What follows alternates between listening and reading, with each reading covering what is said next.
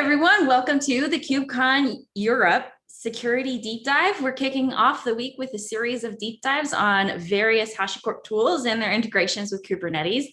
I'm Rosemary Wang, I'm a developer advocate at HashiCorp, and today we've got a great number of folks here who you've probably seen on community office hours before, but we'll have them reintroduce themselves.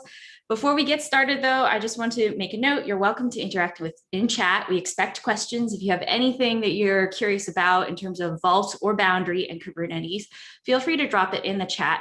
But just as a reminder, please adhere to our community guidelines, be professional, and be considerate. And we're here to answer any questions that you have. So I'm going to go in order of, I guess, presenter or Q&A. I'm going to start with Tom, if you could introduce yourself, and then Jason, if you can introduce yourself, and then Pete, if you can introduce yourself.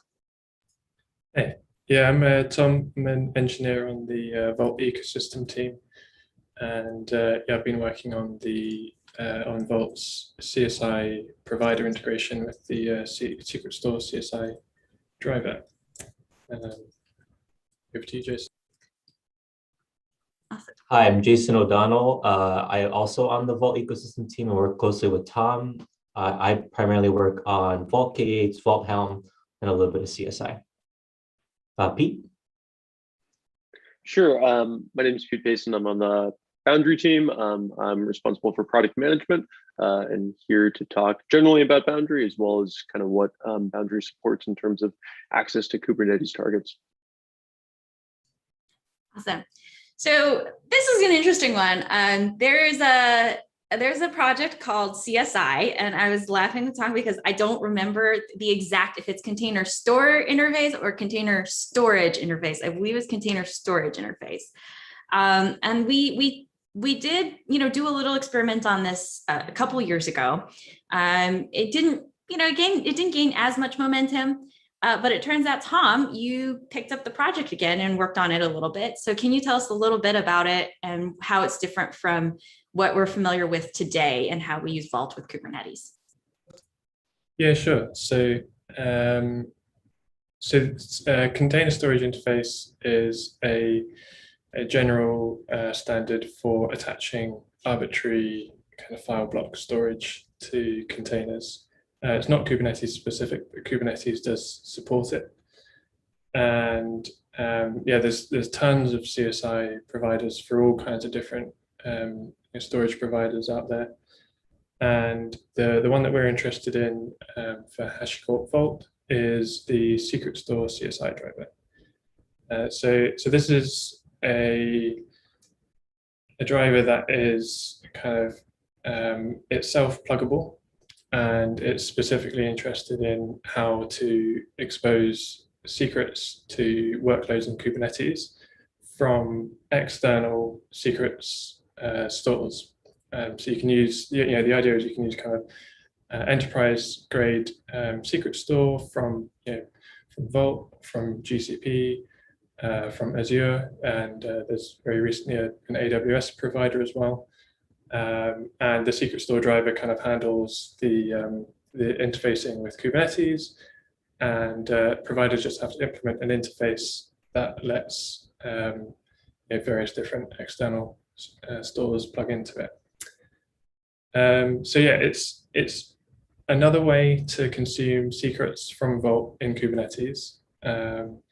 It's kind of running alongside the Vault agent method and kind of Vault K8s injector. And yeah, it's just a different method, so there are different trade-offs and different capabilities. One of the key ones, one of the kind of key differentiators, is that it can sync the contents of Vault secrets into Kubernetes secrets, and so that allows container workloads to consume secrets in a native Kubernetes way as environment variables, because you can make requests of Kubernetes secrets in your pod and populate environment variables from those.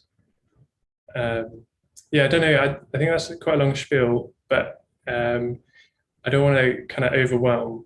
Should I start off with a demo next, and then we can kind of dive a bit deeper into some of the various kind of architectural differences with Vault Agent and the injector? Yeah, that'd be great. Cool. Okay. So I'm not going to deploy the driver and the provider for everyone today because I know that just seems a bit boring. I'm just going to try and demo what an application developer's workflow might look like. And so at the bottom here, we've got a pane watching for. Did you share your screen? Oh, sorry. It's fine. It's fine. It's like the first one. We were always going to have like some blooper in the first stream. Yeah. Thank you. Good catch. Yeah, but your font size is great. It's massive. It's perfect. Perfect. So yeah, okay, thank you. So at the bottom here, I've got a pane showing pods in the default namespace. CSI and Vault are all kind of installed into a different namespace to just kind of partition that off. We can dive a bit deep into that if we get time later. And currently we've just got a Postgres server. And what I'm going to demo is what an application developer would need to deploy in order to connect to Postgres. So in addition to having Vault set up elsewhere, I've also set up Vault to be able to generate dynamic credentials for Postgres. Then in this pane, I'm watching for the creation of Kubernetes secrets, because the way I'm going to deploy it is going to be as a Kubernetes secret, which will sync into an environment variable. And so there are two things that you need to deploy.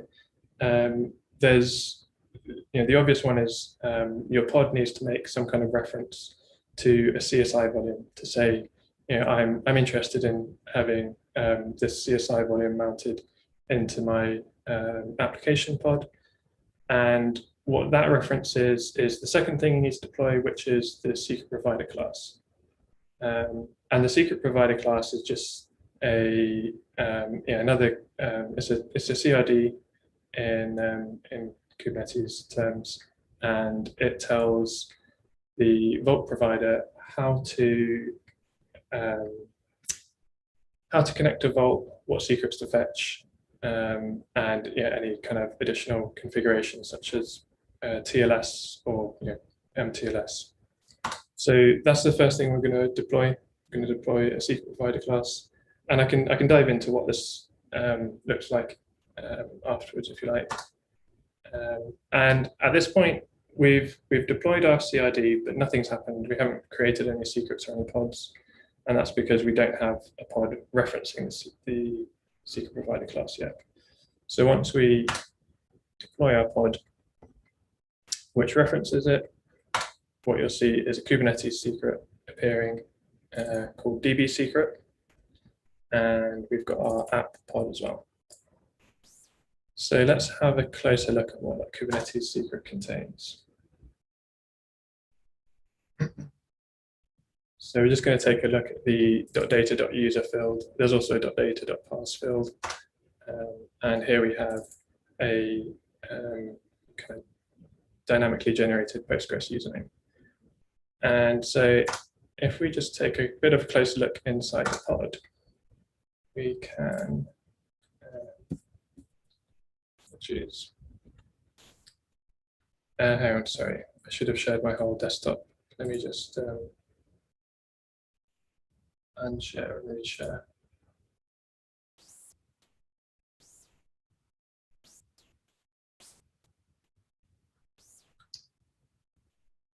Okay, sorry.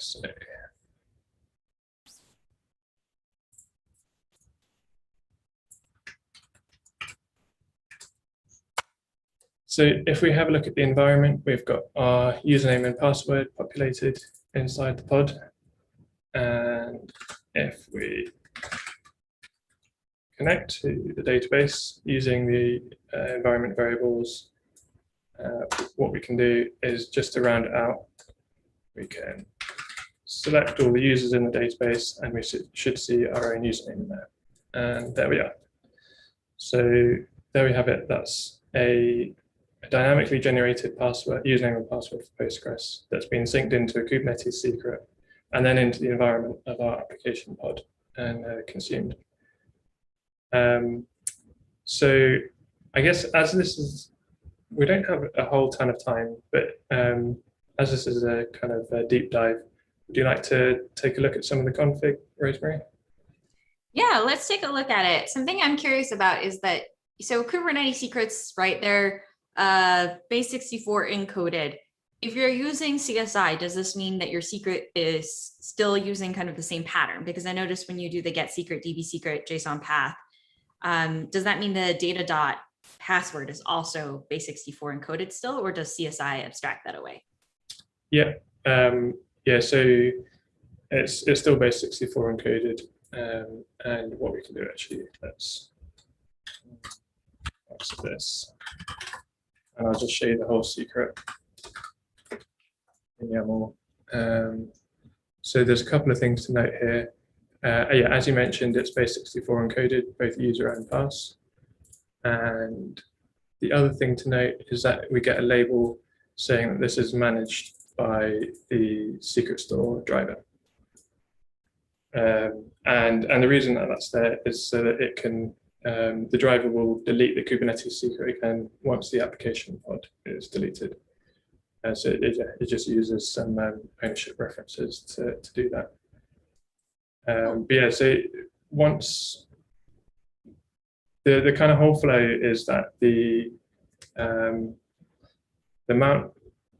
mount request will get created, and the secret contents get written to disk on the CSI volume, and then the driver, once all of that has happened, the driver will read the contents of that and write it into a Kubernetes secret.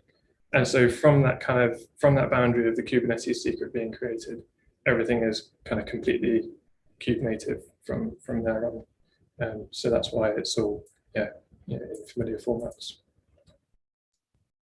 So what happens if the password, if the username password rate, the lease expires in Vault? Does that mean that CSI will handle reloading the username and password in the pod? Does that mean I have to expire the pod? Are there any changes to the workflow there?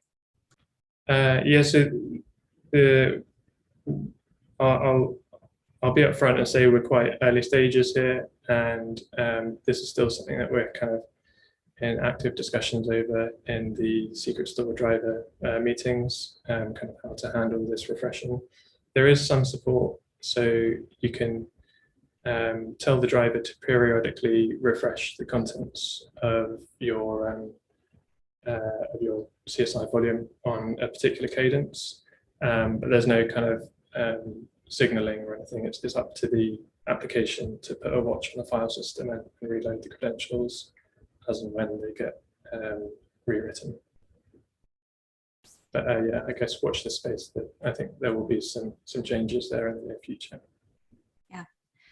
And is this, I guess, in terms of the configuration, is this something could I use the Helm chart to deploy the CSI provider? Is that the term provider, right? Or is it the driver? Yes. Yeah. Yeah. So the CSI driver is the generic one, and yeah, the provider is what we've written.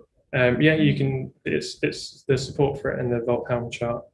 It's disabled by default to kind of protect legacy installations from accidentally switching on. But you can just set CSI.enabled equals true on the Helm installation. But that does require installing the secret store driver separately as well. Okay, got it. Are you using the Helm do you have a Helm value that you can show to sort of identify the parameter? Sure. Otherwise, I'll just drop a link to the Helm chart. That's okay. So here is an example. So I'm in the Vault CSI provider repo now, and in the end-to-end tests, we have a Helm values chart. So let me just get this out of the way. So that's what that looks like, CSI.enabled. Nice. Awesome. And I guess the question is, why use this, when to use Vault Agent versus a CSI driver? I mean, is there a better use case for one or the other? Is it, all for one, you have to use, all the Vault agent or all the CSI driver? Have you heard of anybody who's really committed to using the CSI driver instead of Vault agent? Yeah. So yeah, we've definitely had a good amount of interest in this, even though it's quite early days still. The key differences are around the kind of access control and the deployment architecture. So in terms of deployment, the CSI provider deploys as a daemon set. So you've got, and the driver is a daemon set as well.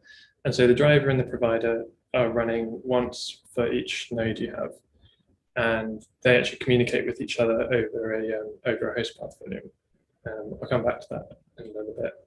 But by comparison, the Vault agent sidecar is obviously, you've got a container per application that wants to use Vault secrets, and you've got the agent injector as well, which I guess is optional. You can run Vault agent sidecars in cars without it, but it makes life a lot easier deploying it. So if you've got, depending on your architecture, it might be kind of fewer containers to manage, but none of these containers need large like CPU or memory allocations. So I think resources-wise, probably pretty similar. It's just fewer containers overall with CSI, if that matters to you.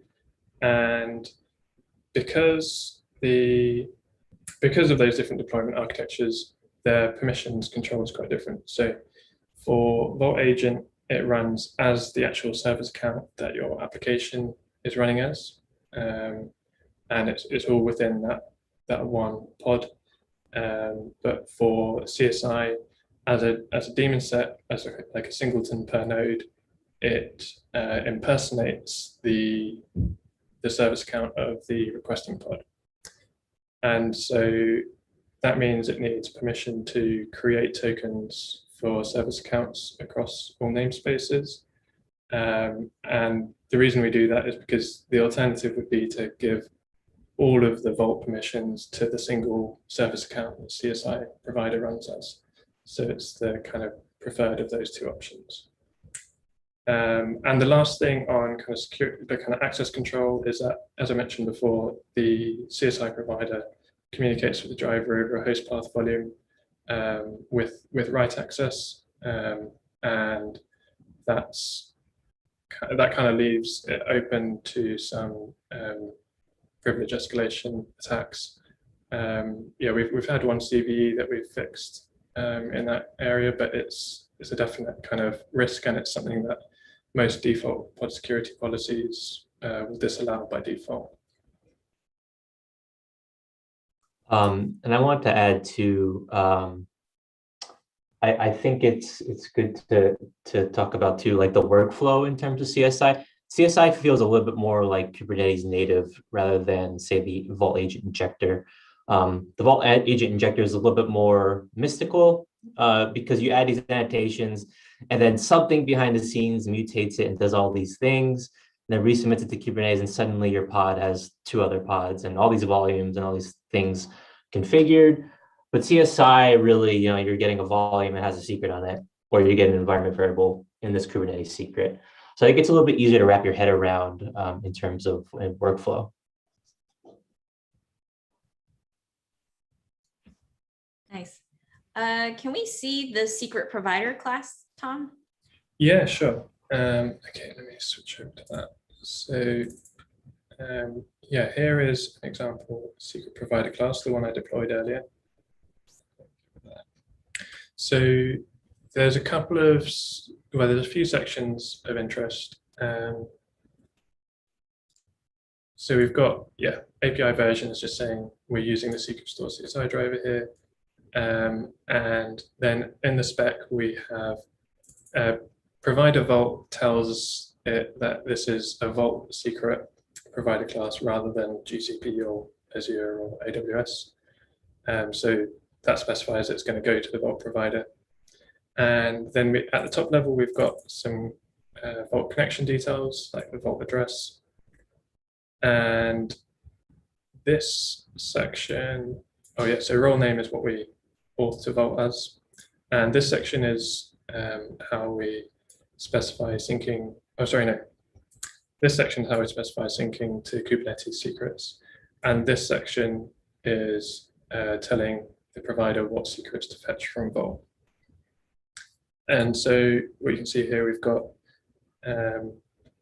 we're fetching something called DB username from this path in Vault. So this is doing like a Vault read database /cruds/app essentially. And it's going to read the username key from the data of that. And then similarly again for password. And one thing to note here is that the provider will do single secret provider class caching. So if you specify the same path twice, it only reads it once and it will just read out the different keys. So that's why, despite having two different keys to get from dynamic credentials, it's the username and password still work together. And then, yeah, we've got secret objects here, which tells this is the section consumed by the driver, and the driver gets told to create a Kubernetes secret called DB secret. So that matches up with the kube secret we saw created here.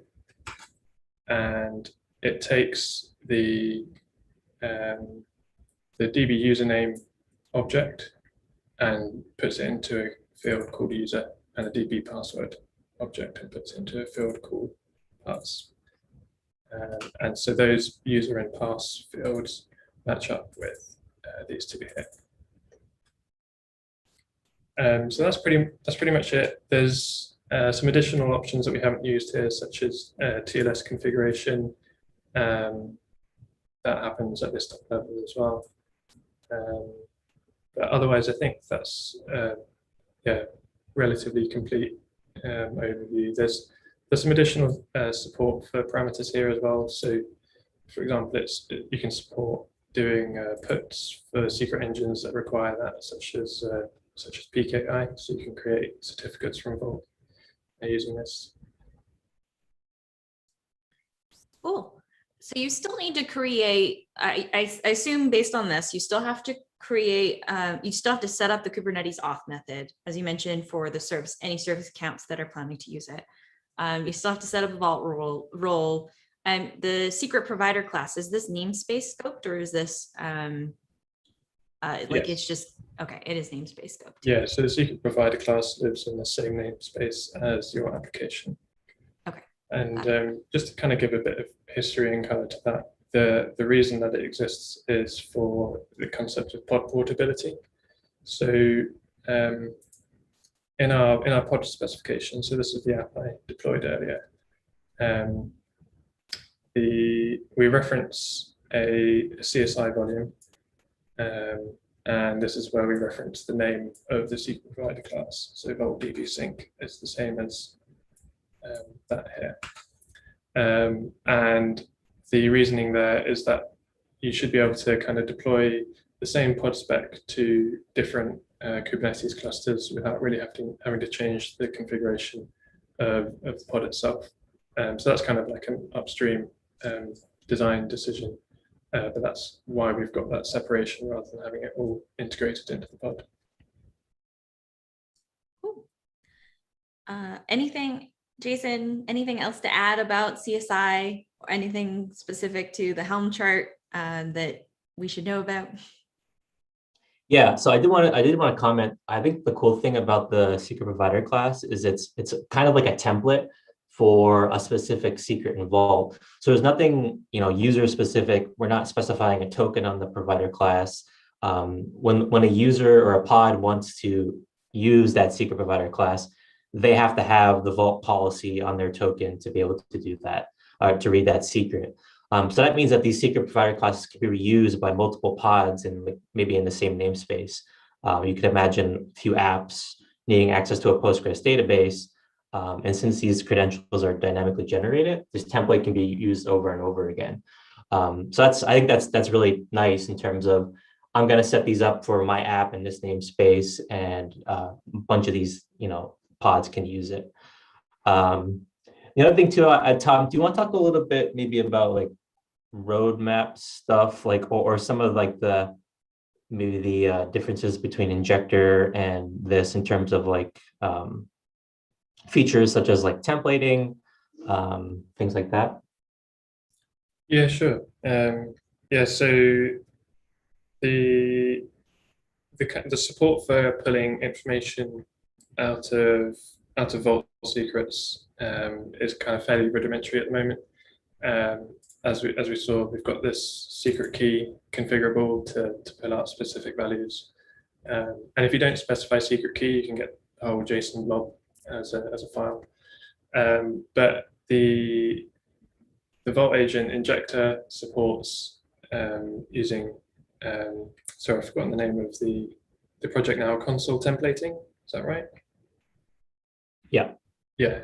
So yeah, it supports console templating to kind of produce arbitrary templated credentials. So a really common use case is creating DB connection strings out of username and password. So that's something we're hoping to support in the near future.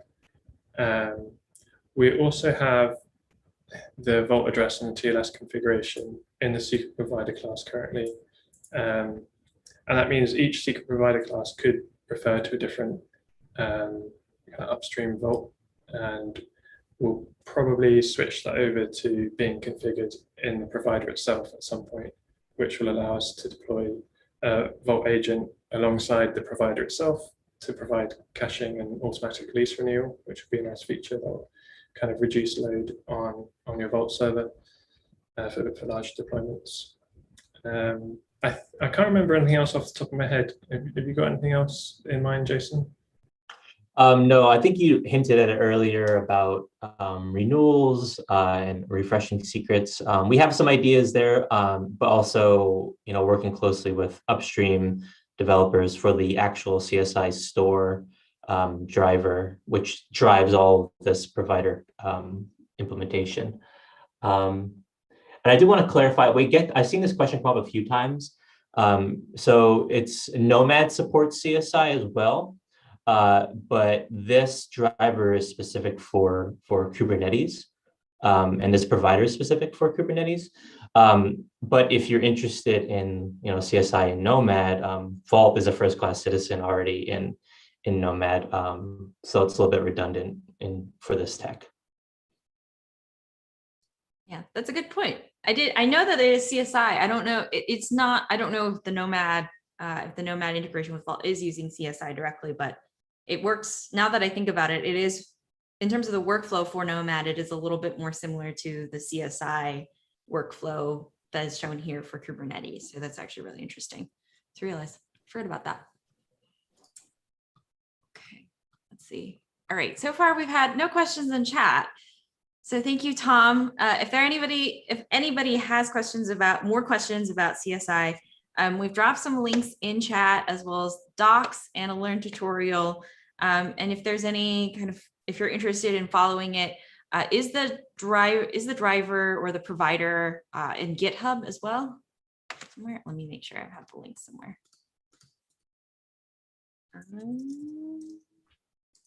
If you're interested in following it, definitely check out the project in GitHub as well. So those are interested. Now, I guess we'll. And there's a Learn guide as well. Oh, there is a Learn. Yeah, there is a Learn guide. Yep. It is linked in the chat. Today, Google moderator is being kind to me, so it's not deleting my links. Thank goodness. All right, so I guess, Jason, is there anything new for the Vault Helm chart? I know there's a couple of new things that were added, including agent persistent caching, auth methods. So as a quick review, what's new? Is there anything that folks are looking forward to? Yeah, so we're really lucky in terms of like Vault Helm and Vault K8s in the community. They add tons of great features. Without them, the project wouldn't be where it is today. And they're constantly surprising us with the features that they're adding. And some of those recently have been things like we now support changing the default resource consumption of injected Vault agents at a global level. So before, you could override CPU limits and memory limits at an annotation level, per injected pod.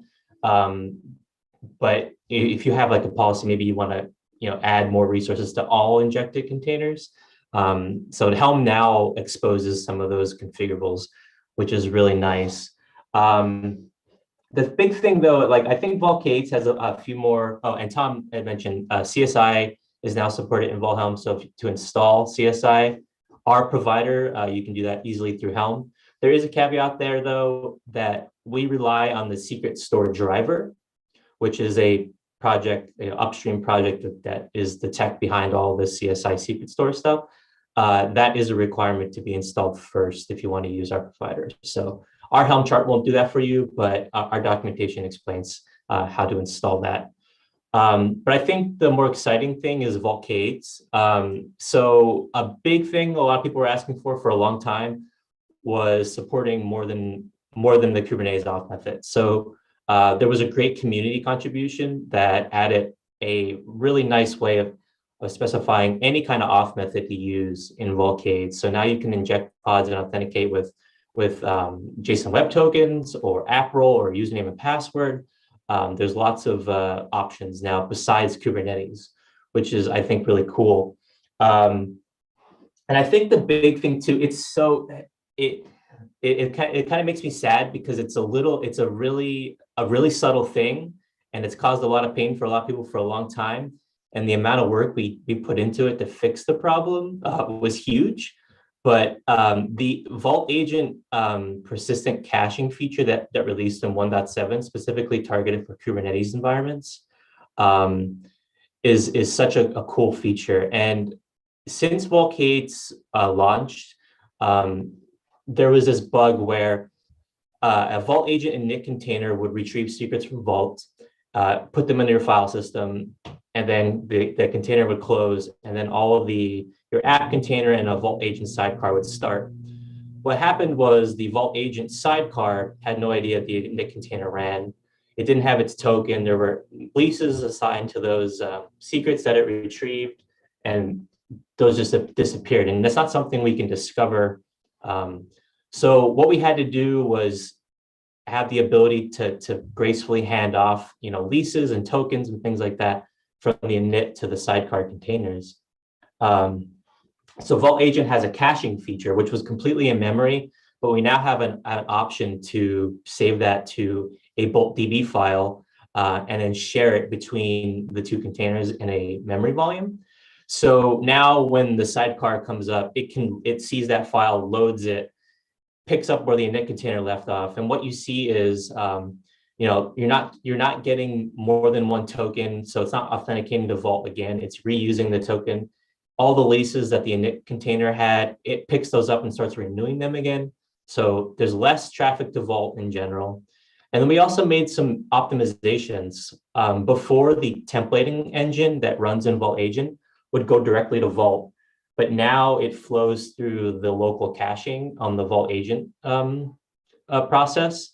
So what happens is now the agent templating engine is just a lot more efficient in terms of not putting a lot of pressure on the Vault server if it doesn't understand correctly. Like, I need to get this Vault secret every couple of seconds, but it hasn't expired yet, or it doesn't need to be renewed or anything. The cache kind of handles that stuff way more efficiently. So we've seen a lot of reduction in terms of the traffic to the Vault servers and just better optimizations. And like I said, it makes me a little bit sad because the work we put into it was a lot, but it's such a subtle thing, and it's really hard to it just works now, which is really cool. So big shout out to the Vault ecosystem team for getting that feature in. And the other thing I wanted to bring up too, also in terms of subtlety, we also have certified Vault container images for Vault Enterprise and Vault K8s. Those are UBI, the Universal Base Image, maintained by Red Hat. And you can find those images in the Red Hat Container Registry. So those are scanned and published into those repositories. It's a little bit different than the Alpine images that we've historically only supported.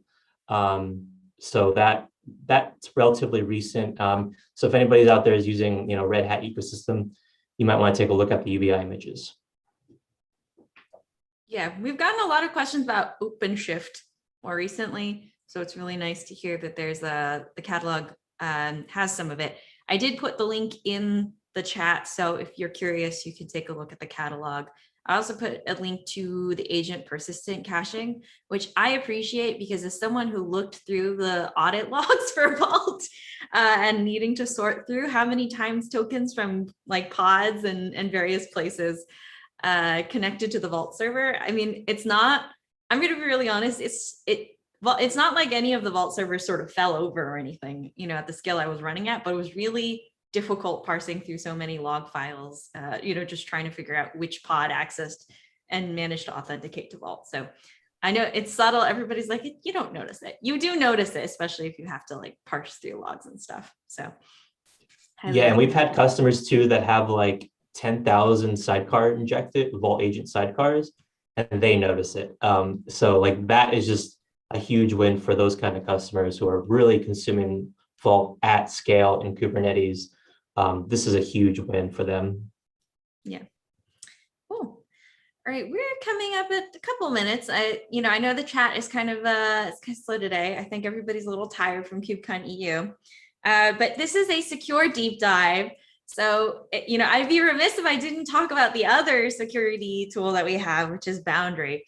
And Pete, I believe we've talked about Kubernetes and Foundry before, but I think it's worth reiterating exactly how Foundry works with Kubernetes specifically. Yeah, I'm happy to kind of go through that. What do you think is better? I'm happy to kind of talk through that. Can have some slides to kind of speak to that. Don't have a cool demo like Tom did, but I think that the kind of core value proposition for Foundry just as a whole is that it provides a common identity-based access model for whatever infrastructure that you have.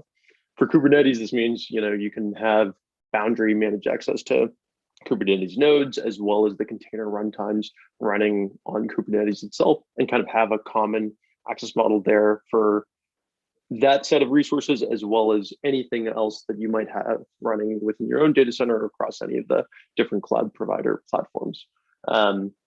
For Foundry itself, in terms of how we kind of make it easier to manage access to Kubernetes services, there's kind of two main, capabilities right now that we support for that. The first is just the Foundry Connect Kube wrapper to our Foundry Connect commands, and that basically is a application layer wrapper to calls to kubectl. So basically adding the Kubernetes API as a supported target for Foundry, so that you basically get a layer of authorization in front of that.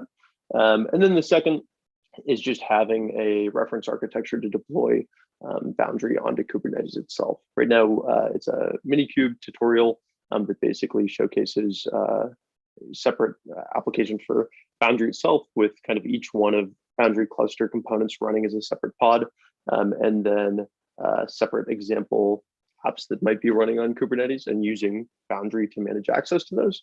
And in the future, what we'll kind of be looking to do is add support for a Helm chart down the road, as well as a couple of other additions kind of to our overall Kubernetes roadmap for Foundry. So far, though, there's been a lot of interest in just those capabilities from the community. So really appreciate everybody kind of kicking the tires with those, and kind of looking forward to what comes next on the Foundry side for that. So it's really interesting because Kubernetes, I mean, there's a couple, I guess, pieces of authentication and authorization models within Kubernetes itself.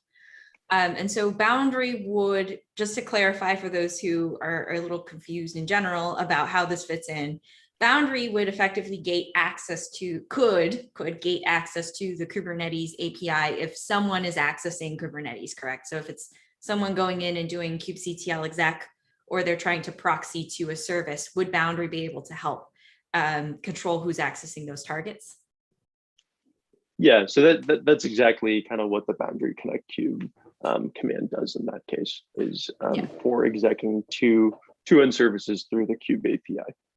Yeah, but you would still need to set up RBAC in Kubernetes to control who's actually accessing the Kubernetes resources, correct? Right. Unless one way to get around that though is just by deploying Boundary itself onto Kubernetes, right? From that point, you don't necessarily need to set up the in-house RBAC for that. Awesome. Okay, I think there's a reference architecture repository. Let me grab that. And yeah, I can send you the links for that. Okay.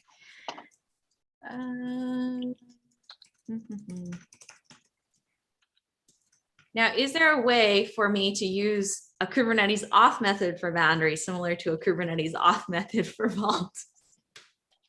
So not yet, but I know that there's some work on the Vault ecosystem team to basically allow Boundary users to log in with Vault's set of auth methods. That's something that's coming down the road. So stay tuned as far as that capability goes. But yeah, that is in the works. Cool. Okay. And how does Boundary, I guess, how do you work with Boundary in the context of something like a cloud provider's Kubernetes engine, for example? So one example of this would be, maybe you want to use, EKS, right? And you're using Amazon to log into EKS. Would Boundary, still work in this situation? How would it, work if you had AWS IAM as well as Boundary controlling the target? So that's a really good question. I think in that context, actually, unfortunately, I'm not a total expert in how to kind of reconcile those two different IAM profiles. So I would punt on that one and get back to folks on the comment section on that. Yeah, no problem.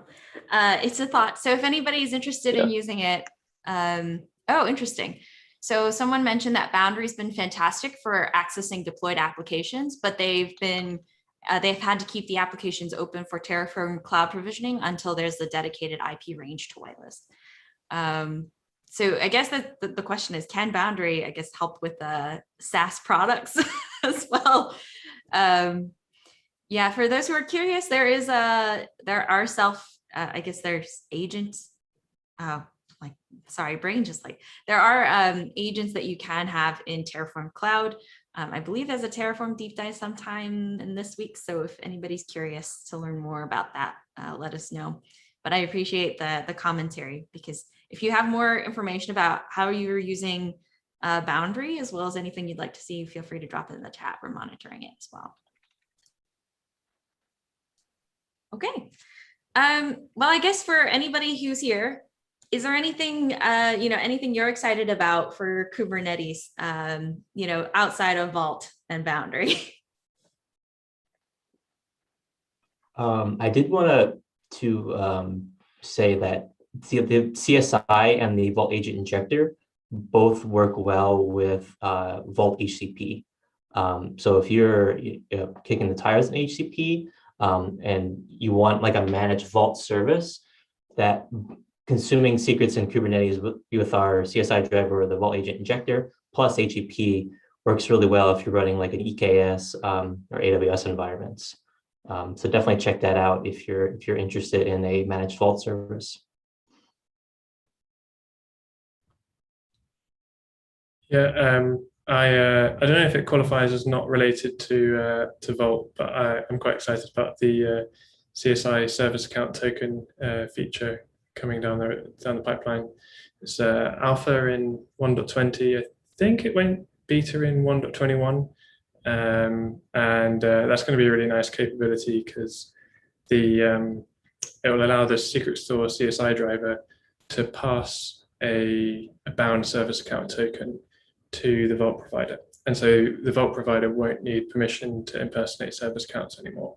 It will just receive that JWT that it needs from the upstream mount requests. So that's a nice feature coming down the road. But obviously, it's there's quite a wide range of Kubernetes versions we support that that precede that. So I think it'll be a while before we can make that the default. Awesome. Well, thank you all for being here today and for answering all these questions. I think that if anybody is interested in the links in the chat, feel free to click. And if there's any other commentary that you have, we are going to be in the KubeCon Slack. So we are, if you're in the KubeCon Slack, we are 6-KubeCon-HashiCorp. So if you have any follow-up questions or you're curious to learn more, just feel free to message us there. We have a number of KubeCon Deep Dive happening this week as well. And I'm going to pull up the exact office hours link so that everybody can join. I believe the next one is Waypoint, actually happening right after this.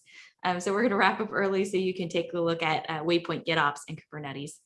And if you have day 2 or day 3 time, feel free to drop. Yeah, there we go. Thank you, HashiCorp handle, for dropping the link to HashiCorp office hours. Anyway, thank you, Tom. Thank you, Jason. And thank you, Pete, for being here today. And, you know, if there's anything else that you would like feedback-wise, you know, feel free to always reach out and interact.